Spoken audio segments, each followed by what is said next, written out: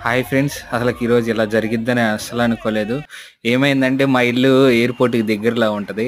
అయితే 2 విమానాలు ఎళ్తా గుద్దుకున్నాయనమాట. మేము ఆ దగ్గరలోనే ఉండేసరికి ఏమైందంటే అయి పైన పేలిపోయి వస్తువులు అంటే పగిలిన ఆ ముక్కలు మా మీద పడబోయినాయి. మేము అట్లాగా తప్పించుకుంటా ఉన్నాము.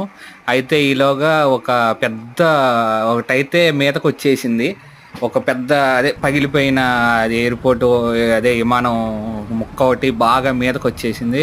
మీదకొచ్చి మేము పరిగెత్తడానికి కూడా లేకుండా అవకాశం వచ్చేసి మీదకొచ్చేసరికి ఒకసారిగా మాకు మెలుకువొచ్చింది.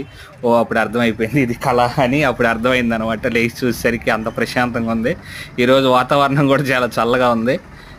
రాత్రి వాన పడింది. ఇక పొద్దున్నే లేచి మార్కెట్‌కెళ్ళి పనులన్నీ చూసుకొని ఇంటికొచ్చాను. కానీ ఆ కల వల్ల ఇంకా భయంగానే ఉంది. ఏదో నిజంగా జరిగిందని.